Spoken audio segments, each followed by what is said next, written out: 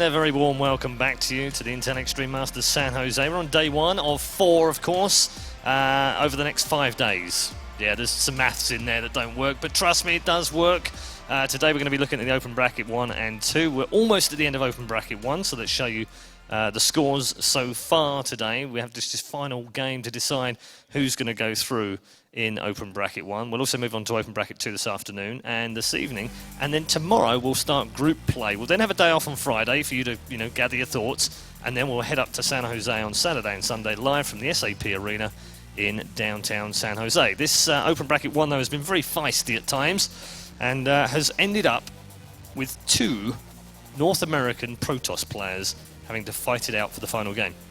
Now, you might be aware that usually we send 2 players through from the open brackets, but this time round we're sending through 3 from each of the open brackets. That's because, unfortunately, we lost Major and Scarlett from the main event. So 3 spots. Super and Gumio are both through. It's Super who's gone down, though, and Gumio who gets the top spot out of the Open Bracket 1. At the bottom, puCK and HuK now have to fight it out for the final place. It's at least nice, dare I say it, to get a foreigner out of the Open Bracket.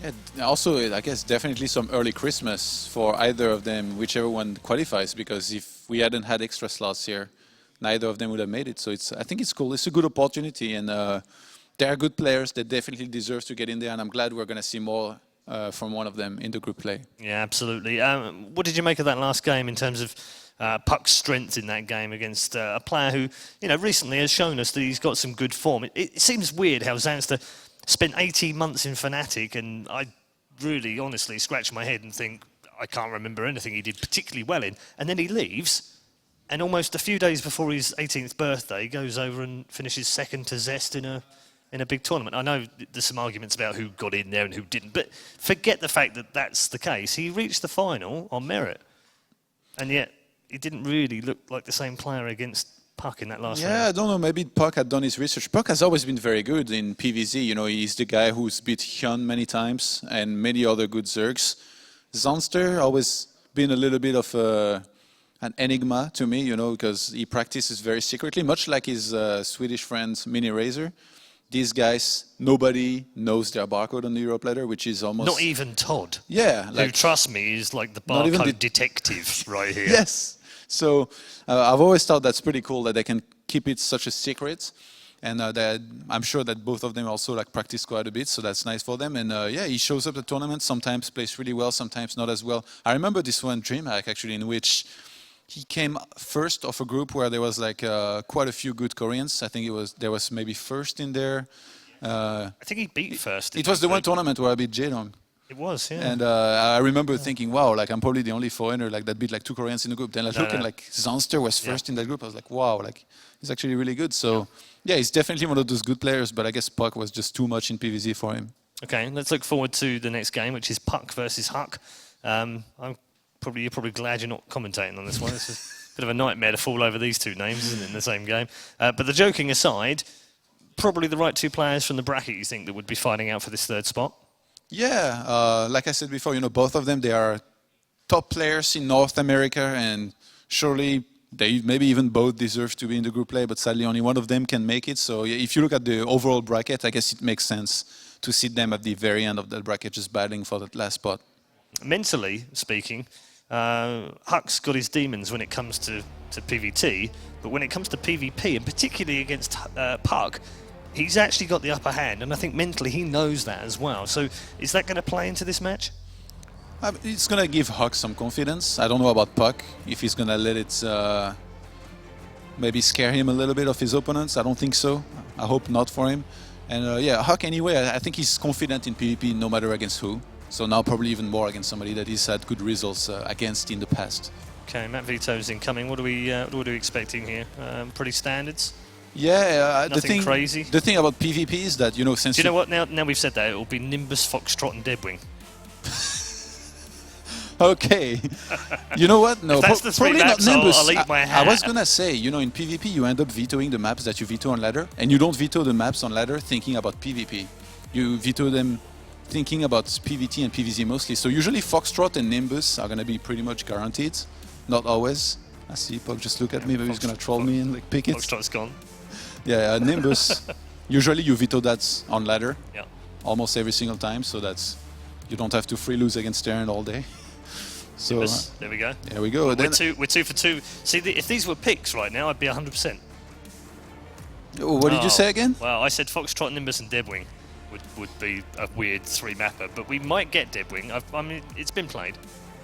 Yeah, I mean, There you go. actually interesting. Yeah. Overgrowth and King Sejong. Usually these are the Yeah. two maps that against Zerg and Terran you want to play, but now in PvP they veto them. Yeah, that means we're gonna have two maps where you have 3 spawning points, Yes. which can be tricky to scout on, and scout even maybe for proxies and stuff like that.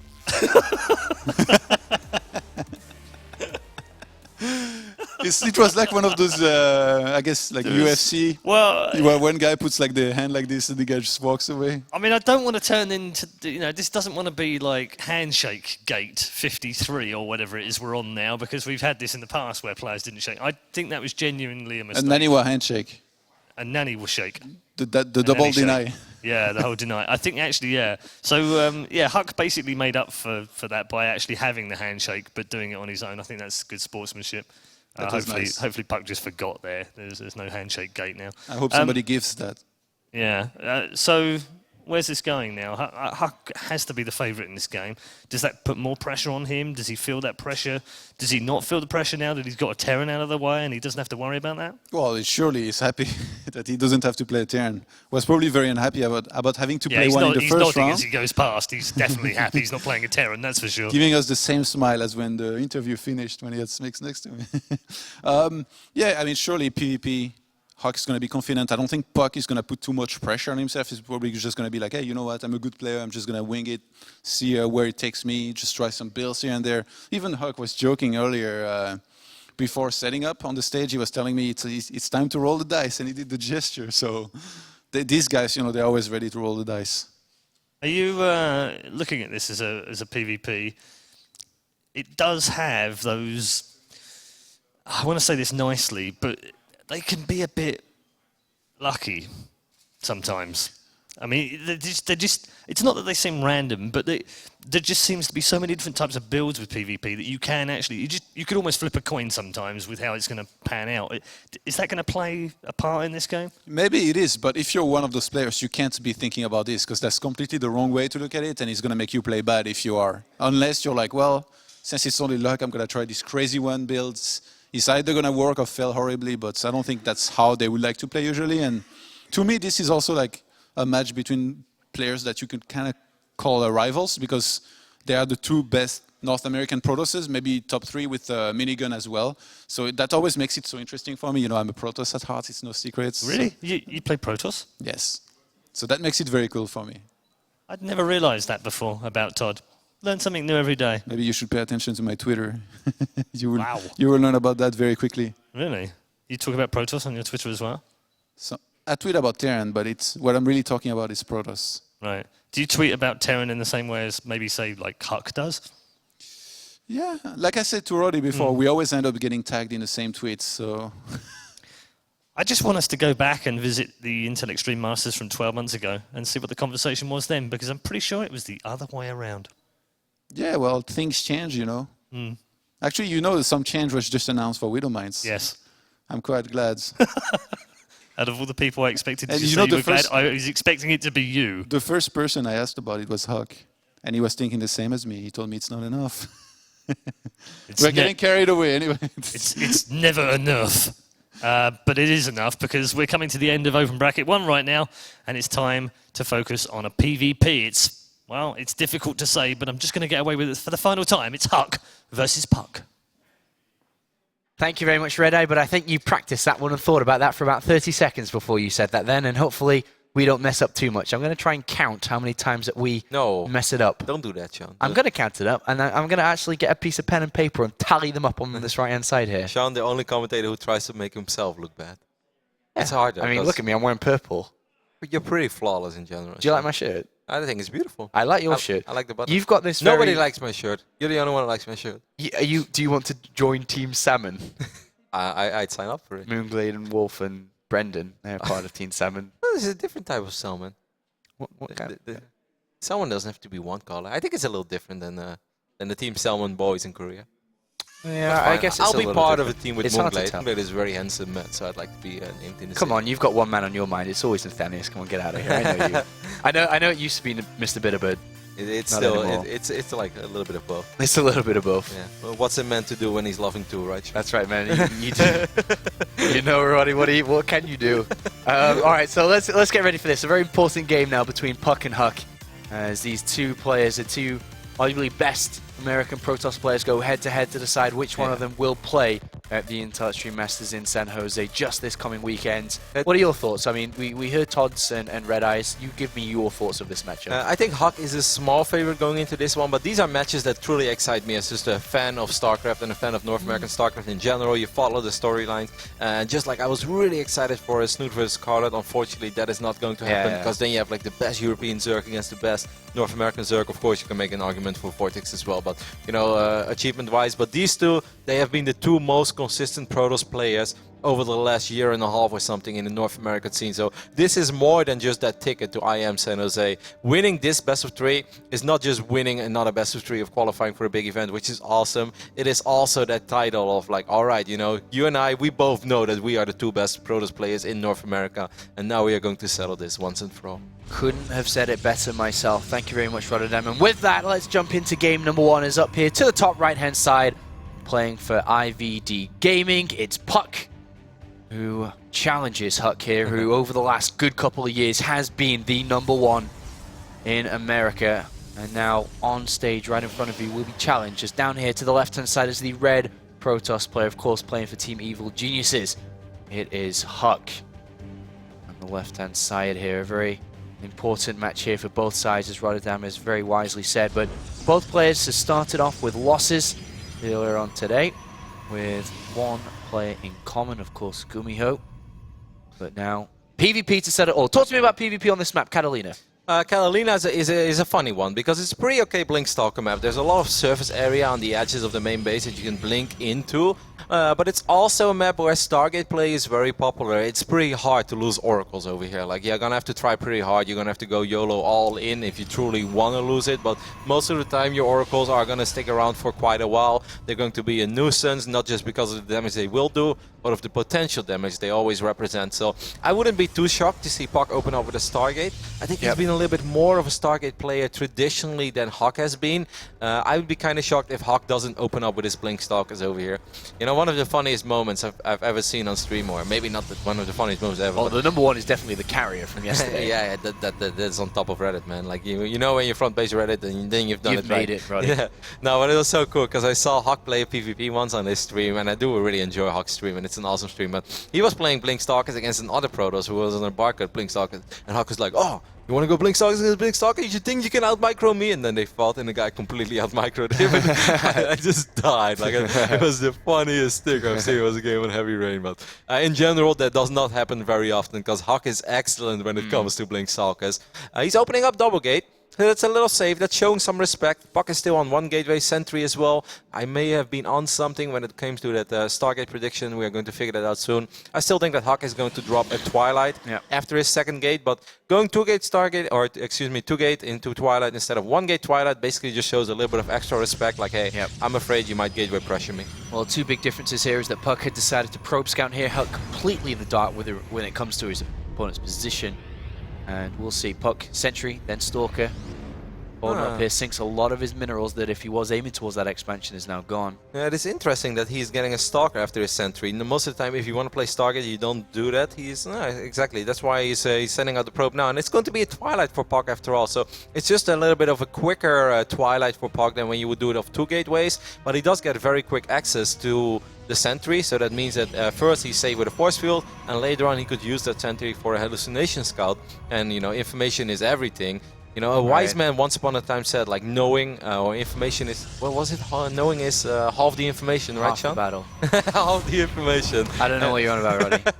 But, you know, having a hallucination going into your opponent's main in PvP is very, very useful. So, in this position, we see HuK obviously posturing up. He's got a couple more units out early because of the second gateway. He's on the other side of the map. We see puCK here, very defensive, obviously inside his main base. Does this not favor puCK? I mean, he's gone up to 3 gateways. He's got the Sentry, which obviously a Guardian Shield is huge in in this kind of Protoss versus Protoss Blink Stalker battle. Oh wow, he's actually going dropping a Dark Shrine. He went pretty all out killing that probe, and killing a probe is nice, don't get me wrong, but I wouldn't really want to kill a probe for a Stalker. That is a very defensive force field, by the way, for puCK. In general, you kind of want to let one Stalker squeeze up, unless you truly want to keep something secret. Then again, he has a Dark Shrine on the production tab, so you could say, you know, maybe that was the correct play for puCK. HuK is unaware of this probe on the bottom side of the map. This is tricky. I kind of indeed like, Sean. I think you're onto something. I think this is going okay for puCK. Losing that that Stalker, it's a little bit tricky.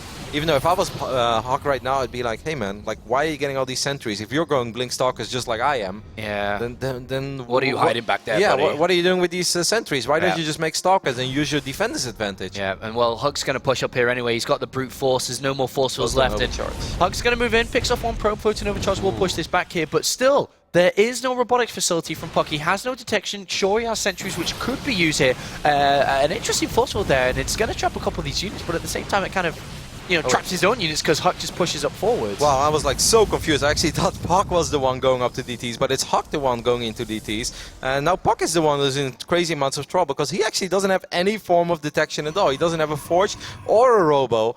Sorry guys, like blue, red, PvP, HuK, puCK. Sometimes you confuse something. So puCK is the one going Blink. HuK is the one going DTs. This is game ending. This is literally GG. Wow, you called it. Nailed it. And the game is over just like that. I got you, Roddy. It is a little bit confusing sometimes like that. But either way, DT versus Blink, we all have seen this scenario many a time before. And this was another one of those stingers. So I want to give some props for the way that HuK sold this strategy, because going Dark Templars is one thing. You can try to rush up to a Dark Shrine as quick as possible, and then you just go for it. He sold a very convincing story. Normally, when someone is knocking on your front door with this amount of Stalkers, if I see 5-6 Stalkers in this phase in the game, Sean, there is not one hair on my head that thinks that my opponent has a Dark Shrine behind this. Maybe a late Dark Shrine as soon as Blink is ready, but right now I am worried about not dying to Blink Stalkers. I'm worried about the next wave of Stalkers coming in and him starting to Blink Stalker Micro, and I don't have enough units. So HuK sold a very convincing story, and he even tricked me, despite the fact I have 2 production tabs and Fog of War turned off. One step closer now as HuK just a single game away. And of course, not only do you play at the main event, which is of course very prestigious, you gain yourself $350, and also more importantly, 125 WCS points. Of course, this is a tournament within the WCS system, and we all see each year, at the start of each year, at the start of each season, no one takes the WCS points seriously until later on in the year. And I think this one may be a little bit different. 125 points, as you can tell, means a lot.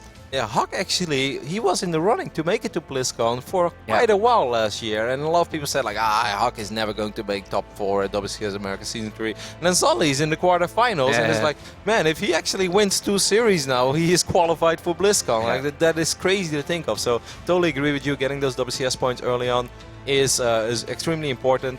I'm still just wrapping my head around what I just saw on Catalina, because if you go for 1 gate Twilight and you add 2 extra gates, you open up with a sentry, that's fine. Normally you should have 2 force fields, so I really don't understand why he got sentry number 2. Is it because he lost that Stalker and felt so pressured that he had to have it, not to die? Yeah, I guess that's it, but yeah, normally you have 2 force fields, and I guess he just wanted to know. It's crazy. It's really weird how that game played out. Pretty crazy game number 1 between these 2 excellent North American Protoss players. And here we go into game number 2 now. Just one more game for the Evil Genius player to close it out. And up here to the top left is that player, is the red Protoss.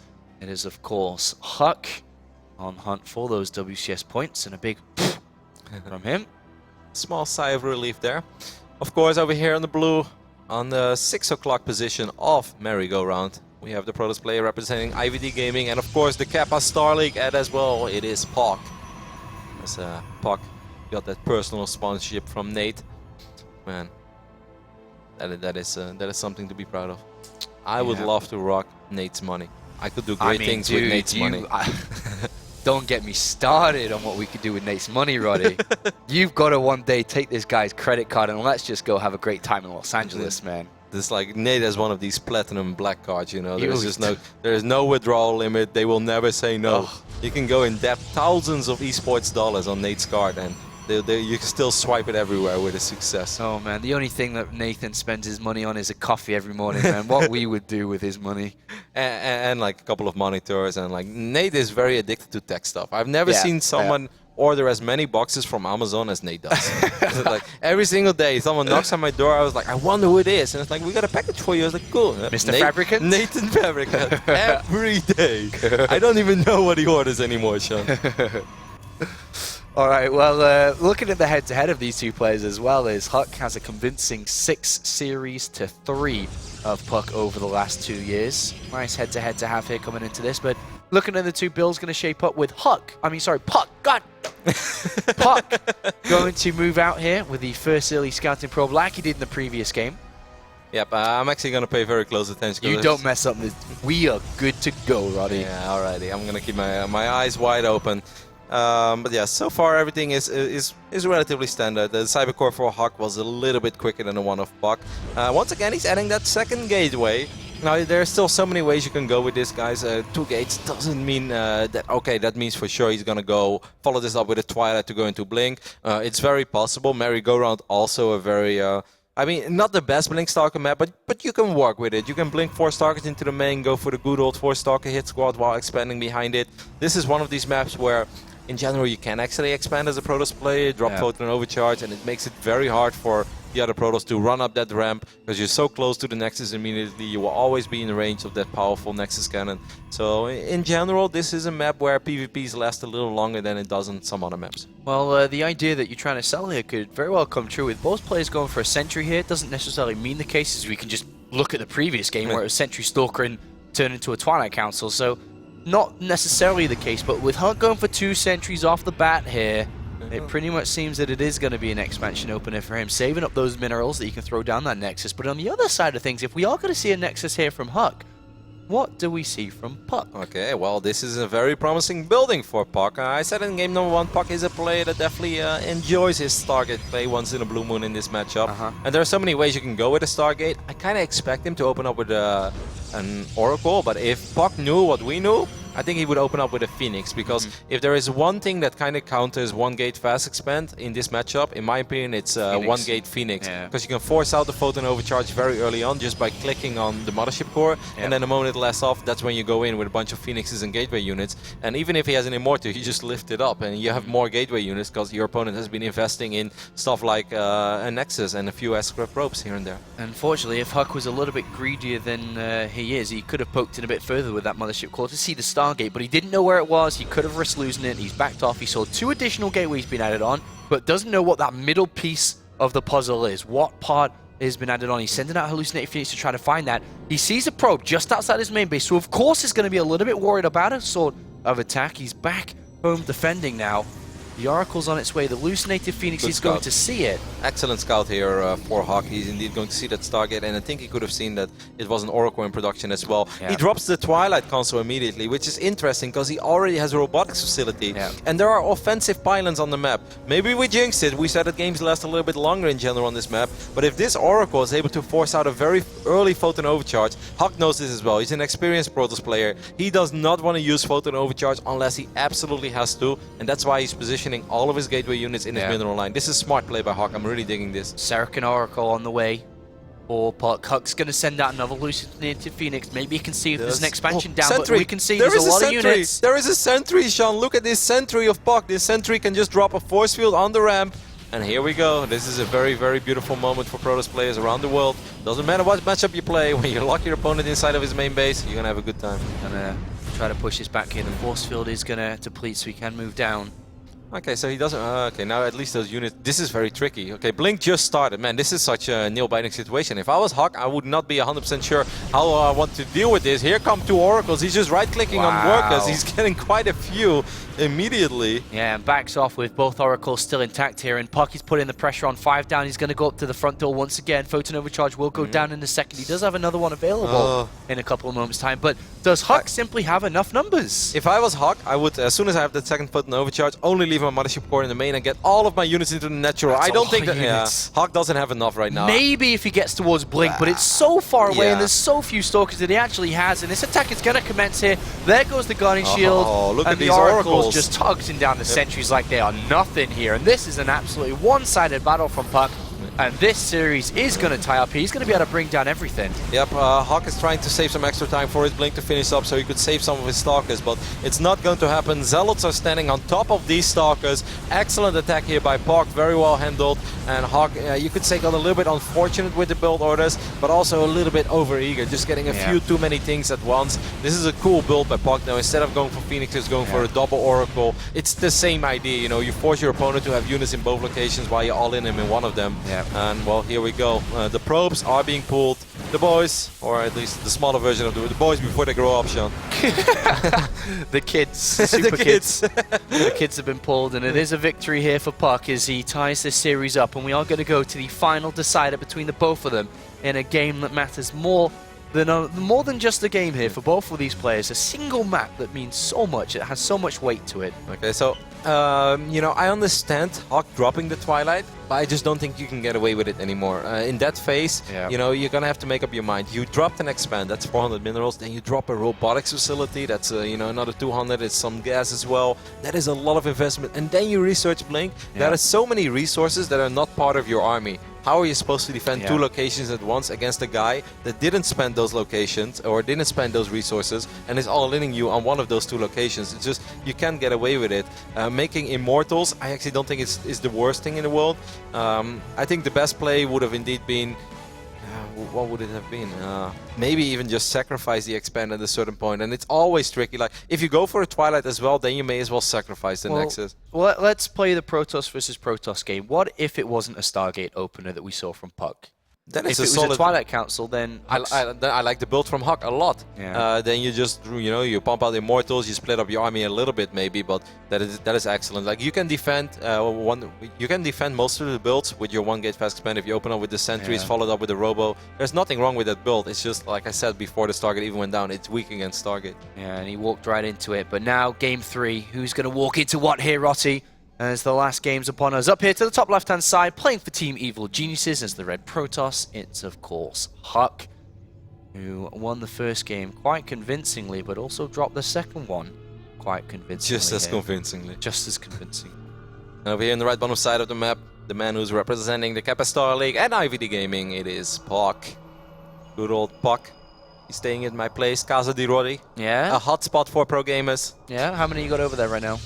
We got Zenster, Caliber, Cats, puCK. And in previous times I've housed Funka, Todd, Bomber. Out of all those guys, it went very well for Bomber. After Bomber stayed in my place, Sean, he won like everything he attended for 3 months. That's why I keep inviting Todd over, because I really like Todd, so I hope whenever he stays in my place, you know, that he goes on one of these streaks as well. But it just doesn't seem to work for Todd. puCK has stayed one night at your place. If he advances from this open bracket, you have something in that place. I know. That allows these gamers to show their true potential, Rotterdam.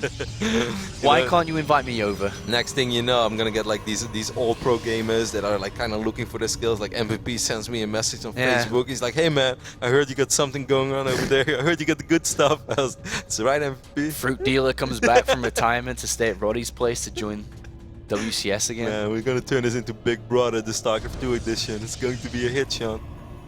If there was another, there isn't another house out there that could actually want to be Big Brother or even pull it off. Your house, I could 100% see being the StarCraft Big Brother house out of all houses that have ever existed. You know that Evil Geniuses house in Phoenix? No, not even close to Rotterdam's house.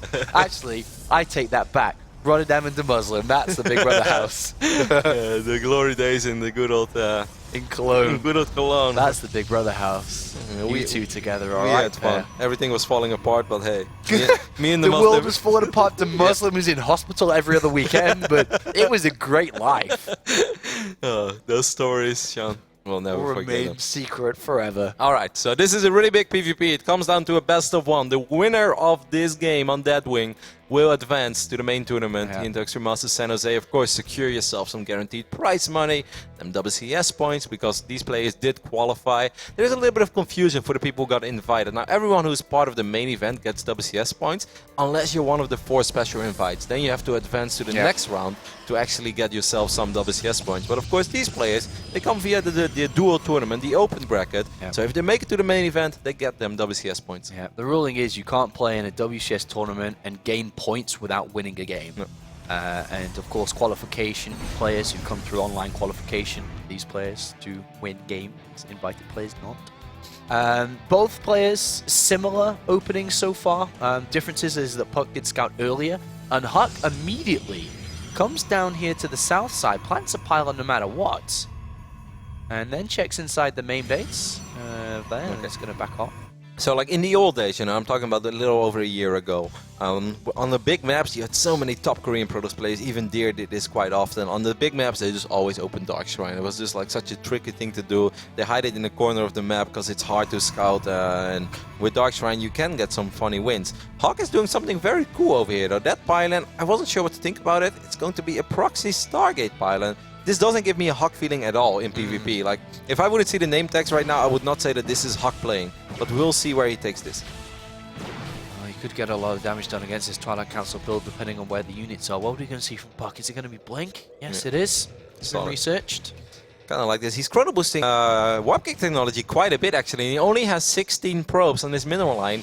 puCK is not producing any workers now, so I want to keep my eye on this little probe, on this little blue dot on the left side of the map, because I believe this guy, Sean, he has evil intentions. He does. He wants to win this game very fast, but also there's a massive counter that's in play here. It's the Oracle from the south side, which obviously puCK has no idea about. Neither of them know exactly what they're playing against. At this stage of the game, they do not know. And this Mothership Core from puCK is going out of position a little bit. Yep, he's going to bring it. There is this Mothership Core, there we go, that is making its way across the map. And that is very bad. The worst thing in the world when you're trying to all-in your opponent, or at least put on crazy amount of aggression, is having something in your main. Like, no, that you don't want to deal with that. And at the same point here, this is a beautiful setup for HuK, because all he's got to do is run, retreat to his main nexus, sit underneath the Photon Overcharge with his units, and here comes the Oracle, and there's simply no units. A couple of units got warped in a few seconds ago on the other side of the map. One gets warped in, 2 Stalkers come back to defend. Yep, it's not even all the damage. Like, yeah, getting 3-4 workers and a lot of mining time, that's already fantastic, but it's about seeing exactly what your opponent is doing and forcing him to retreat, and the Oracle lives for now as well. That is a great, great opening for HuK. The 10 supply advantage, Immortals in production as he sits nice and tight, tucked away around this nexus with double Photon Overcharge available while he builds up his Immortal count. This couldn't have gone better for him. No, not at all. puCK is still chrono boosting out Blink. If I was puCK right now, like, you always want to stick to your plane, you know, like, oh shoot, I kind of still want to see if I can do something with my Blink Stalkers, but the moment you lose so much time, PvP is already a matchup that often comes down to seconds. The moment that you spend 30, 40, 50 seconds running back to your main, whopping in units defensively, running around workers, you know that attack, whatever it was that you had in mind, is just not going to work anymore. So if I was puCK, I would try to just chrono boost out probes, and yeah, I am behind, but I'm going to try to make the best of it. I still have Blink Stalkers. He does kill the Oracle, but I just don't see him do a whole lot with these Blink Stalkers, not at all even. There's Immortals out now. There's nothing he can do at this point. HuK is getting ready to expand at this point, and you're in a very difficult position here. But what do you do? Where do you go? Do you try to build more units? Do you want to expand? Okay, the best play for puCK is to warp in 2 sentries from that pylon that he just got. It's a very risky move, because if HuK actually walks down the ramp, then you know, then you're in even more trouble, because you just spent 200 gas on something that's not going to be super useful in the near future. But that's by far and away the best play for puCK, and there we go. He's warping in 2 units. I do play this game sometimes. Just sometimes, Ronnie. Just sometimes. You called the 2 sentries. Yes. The Oracle, another one's been built here from HuK. It's going into the mineral line, and there is a sentry and a Mothership Core here. Another probe goes down. He's going to see the expansion come in, and very shortly we are going to see HuK try to push down. The thing is though, HuK has so many units that these force fields are going to have to be more than perfect, because if like 2 Zealots and 2 Immortals walk down the ramp, that's enough to actually break that army from puCK. HuK is going to, HuK probably has an idea that he's sort of being contained. That can feel nice. If I was puCK, I would warp in now a Zealot. He's actually getting another sentry, that's fine. More force fields can make it even harder for units to squeeze through. HuK has a cheeky pylon over there as well. He might be very annoying with that. He's getting a Warp Prism. That's an interesting decision. I'm not sure what is the best play when you're being contained. Getting a Robobay to break the force field is one thing, but then you also say like, all right, I am locked in for the next minute or so, even a little more than that. Curious to see where he's going to go with the Warp Prism. It's risky. Oh, this 6 Zealots, and there is no Photon Overcharge anymore, because he already used it twice. And there's an Oracle coming over to help as well with these Zealots. Well, HuK is going to be like, all right, I'm fine here, my man. There's a second Oracle. There's one here, and there's another one right behind it. He's going straight for these units. Actually, puCK is handling this pretty well. Very well, even. What a perfect force field that was. He has to move that Stalker a tiny bit. He's losing a lot of workers, of course. The dream right now is HuK picking up Immortals and dropping them onto this army at the same time, and he's doing that on the other side of the map here. And he's going to break this. The sentries are very low. Well One of them done. goes down, and this has been broken. This has been compromised. HuK is going to push out about this. There's no way he can continue to hold. Very well done there by HuK. Great play with the Zealots and the Oracles, and then at the same time, the Dream as he broke out from his main base.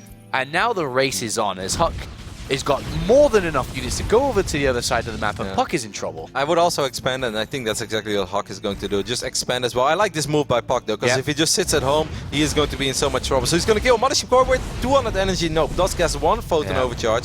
But still, though, having these Stalkers here, if you can on-power pylons, well, HuK has a lot of free pylons, by the way, or free supply. It's 63 against 82, but this is annoying already. There's a chance that HuK is going to lose his expand as well, and he's going to send quite a few units back. What happened with the Immortals? He's decided not to push. He's bringing back his main army, but the Immortals are in the Warp Prism on the right side. A little bit risky, but we know that the main Stalkers are on the other side of the map. Well, I love how puCK just immediately activates Photon Overcharge in his main base, even though there's like nothing there. There's an Oracle just killed 2 sentries on these the natural. These guys, man. Oh, well, HuK Zealot is a little stronger than puCK Zealot. They had something... Well, puCK is leading this game, so damn right that Zealot's stronger. And Immortal here trying to take on these Stalkers is a little bit in danger, oh, what a good blink! himself. The blinks around, I like that a lot. Ends up only losing 1 Stalker, but a Stalker for an Immortals, of course, a trade that anybody is loving. And HuK is just trying to stabilize now. He wants to play this game longer. He's trying to build a forge. He's trying to use the Immortals effectively, but with that Photon Overcharge on the main, he hasn't really been able to yet. But here we go, and he's going to try and get some damage done. Oh, the blink though. Does he have enough DPS to kill the Warp Prism? Yes, he does. Now he has to worry about these Immortals though, but... Oh, and another Oracle! How many Oracles has he built in this game? It's about 6. Man, these Immortals... Maybe 5. This has been a wild PvP, so much on the line. I really like the way that this game is shaping up, because puCK just made a couple of good moves, but these 2 Immortals, they did some serious work, especially that extra Oracle. Oracles are so good against light armored units. It's like the units get whooped in, they're like, yeah, we'll get him! We'll get him! And the Immortal's like, yeah, alright. Come on, then. Oh, look at that Stalker. So much damage from these Immortals here, and he's targeting down that Nexus. If that dies, the game is almost over. It's a must-defend area as puCK jumps forward. These Stalkers are the Stalkers to kill Immortals, and they're going to bring down their 3rd one in this game. But puCK just doesn't have any units anymore. Now HuK is also marching across the map with his remaining forces. He has 1 Immortal in the mix, so you could say there's a lot of micro potential. The Mothership Core is going to die. Another Oracle! Oracle number 5 with 6 kills in the main. HuK has played this game very well. Yeah, a great game from HuK as he has double his opponent's supply, and he's looking like he's going to take this 2 games to 1 and be the player to move on with Gumiho and Super as the 3rd player to qualify for the Intel Extreme Masters San Jose. An excellent game from HuK. He kills the Nexus, goal achieved. He doesn't need to do anything more in this game. He can go back to his Nexus, build up the probes, get that upgrade, and play the rest of this game out. And puCK is put in a position where you are in trouble. That probe deserved to die as well for all the things he has done to puCK throughout this game. Those pylons that allowed the Zealot Warpins, the proxy Stargate. The proxy Stargate. What an insult to injury that has been throughout all this. It's caused the injuries. Yep, it's been a really cool game though, because one moment it really looked like puCK was almost making the best out of a very bad situation. I was like, the worker count right now is 28 against 26. He has his expand up and running already. If this game goes on for a bit, but that's when HuK flew in with the Warp Prism, and it was so important that that went well for him. But you know, the extra Oracle, because Sentries are not the strongest units, but if you have 3 Sentries tickling away at an Immortal, that helps so much. That would have actually allowed puCK to clean those 2 Immortals up relatively quickly. But then that Oracle flies in, and that really complicates things, and suddenly these 2 Immortals just did not die anymore. There's an observer inside the main base here of HuK for puCK, and he knows what he sees, and it's not a pretty sight. He's very far behind in this game. The Forge is almost complete with an upgrade. He hasn't even got his Nexus at halfway yet. There's an Oracle still doing damage here in this game for HuK, as HuK has decided to push out. He sees with the Oracle there's nothing there. He doesn't care about these units anymore. He's going for a killing blow, and a blow that will move him on to the next stage. He lost a lot of workers over here, but I do still think you're right.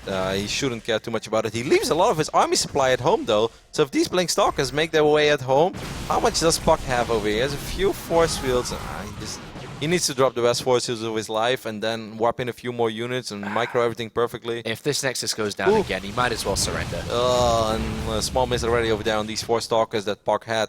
Well, the Nexus does get cancelled. The Oracle still being frustrating in the main as well. Yeah, it's been a very wild game. Oh, and these units just walk into the main base here. At least he could have defended his main, but as you can see, these just get picked off instantly here, and there's nothing to stop the rest of the units coming in. A handful of units here for puCK as he tries to defend his last stance in the open bracket, his last stance in the Intel Extreme Masters, his third tournament this season.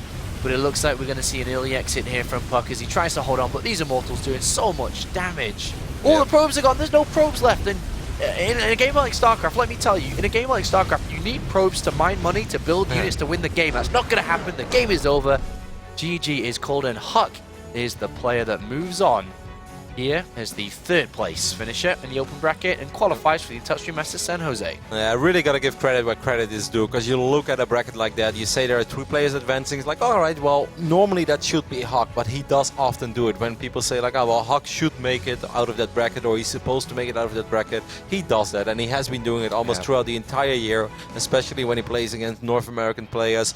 Pretty fun series for me as a Protoss player. I can imagine that if you don't play Protoss, you're like, what are these games? It's like non-stop weird action that can be game-ending damage on any given moment. But I particularly enjoyed that last game because there were a lot of good moves from both sides. I really liked the fact that HuK didn't reveal 3 Zealots, because it's always possible to do it 3 Zealots. But the moment it's 6 Zealots, and then the Oracle flies in as well, it's so difficult to defend when all of your other units are supposed to contain the army on the other side of the map. Like, PvP gets really tricky, really intense, and your crisis management is going to have to be excellent. But I enjoyed it, and you know, that Warp Prism move with the Immortals, in the end that was a game-winning move. Imagine if that goes worse, then solid. puCK was in an okay position, quicker expand, same amount of workers, but HuK, good focus fire, and once again, having another Oracle, he made 5 Oracles that game. Was it 5? It was 5. Okay, if you say so, I'm sure you counted them. Believe me, Sean. A really fun series between HuK and puCK, but it is HuK who comes out in the All-American, North American clash of the top Protoss players here, and does grab himself that spot in the Intel Extreme Masters, and he's now sitting on the couch for his winner's interview. Thank you very much, Apollo. Yes, congrats, HuK. And you probably caught the end of the conversation that Roddy was talking about there, Game 3. Yeah. 5 Oracles. I think it was 5. Yeah, I think trust, it was 5 too. I trust Kevin. Yeah, he's usually quite good at counting. Yeah. But yeah, I mean, talk us through Game 3, because it was probably the most interesting of the 3 games. Obviously the most intense as well. Were you aware that he was maybe going for the all-in early on? I had no idea. I was just trying to metagame, basically. Because of the first 2 games, I both did double gateway on both, and I went DTs the first time, and the second time I went for a fast expo.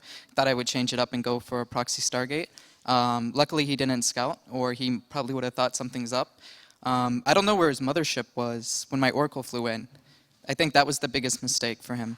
Yeah, I can't remember either. Didn't he put it in your base? I don't know. Oh. I don't think so. No, because you would have seen it otherwise. Yeah. But yeah, Kevin remarked on the fact that you bought those 2 Immortals and the Warp Prism, and then the Oracle Harass as well at the same time. What was the thinking around that? I thought it would just be cool and fun to micro with the Warp Prism. I thought I was a little bit ahead. Obviously, if he sniped my Warp Prism randomly, that would have been really bad. But I have pretty good control, and I thought it would be fun to, you know, just ferry it over on the other side. I already broke out of my contain, so I felt like even if I lost it, I would still have a good shot. It would be a pity, but if it got across the map, then I should be able to do damage. You know, the pressure's on him since he's behind to attack with Blink Stalkers and do damage. So I know he's going to be trying to be aggressive with them, and it wouldn't really make sense to make a War Prism with Immortals when he has Blink, so it made sense to me in that weird kind of metagamey kind of way. Okay, yeah, it was a fun game to watch as well. We're not usually treated to cool PvPs all the time, it has to be said. Sometimes we said at the start of the match, these things can be a bit of a lottery sometimes, a bit of a coin flip with, one guy decides to go all in on one build and that's it, you can't really do anything about it. What are your thoughts on PvP? It's definitely build order dependent, very much so. There's been, I think there was a recent ban, but there was a lot of hackers on NA, so I played a lot of PvPs against map hackers, and it was the most annoying thing ever. Because if they know what you're doing, it's very easy for someone that's in Masters or even Diamond to beat someone that's a lot better than them. But yeah, it's very build order dependent. You could see that in Game 1 and Game 2. It's pretty much a free win for me, and then almost a free win for him. So it's come a long way, though. I mean, I remember PvP back 2011, 2012, and it's just like 4-gate over 4-gate into, even worse coin flips. I feel like most times the better player in the matchup will win. So it's at a good state, I think, even with the coin tosses. Yeah, indeed. I just want to clear something up with the handshake at the start. There was no intention there from puCK, was there? Oh, no, of course not. We're friendly, yeah, so. Yeah, Because there were a couple of people who was like, oh, BM handshake's going on now. I was like, no. I'm pretty sure there was no, that was just a mistake. No, genuine. we're good. Yeah. Yeah, okay, good stuff. So you move on. It's a fantastic achievement, but as you said earlier on, round of 16 doesn't mean anything. You've got to do well now when you go in. Is there a particular group that you look at and you think, ooh, really don't want to go into there too much? There's maybe too many Terrans in that group. I want to avoid that one. I think, I can't remember where Gumiho and Super got placed, but I think I was looking, I wanted B or C, and I didn't want A and D. So hopefully we'll see. Maybe slip a referee a 20 or something. Well, I don't know if they're up for that sort of thing. I mean, I couldn't possibly comment, but you feel free to try. I mean, maybe that's not the best advice either, so don't trust me on that one. But it's great to see you come through. It's great to see you go into the 16. The next course of action, of course, is playing in front of the fans in North America, and I know it's, not Canada, but it's North America, San Jose, in a sports stadium playing StarCraft 2. It's going to be fantastic. Yeah, I'm really excited. I mean, all the players here, as far as I know, are going to be going to San Jose anyways, but to qualify, I know you have that to look forward to. I get to play tomorrow, I get to take the bus, get to prepare my builds. It's really exciting. I've never been to San Jose, but I love anything Cali pretty much, so I'm really hyped, and I just hope to show really good games. Well, congrats, and we'll see you again tomorrow. Thank you. Okay, Huck qualifying through as the third place player in open bracket 1. We're going to take a quick break. When we come back though, open bracket number 2 will begin, where more Koreans are on the line for the slaughter and the foreigners are up for a fight.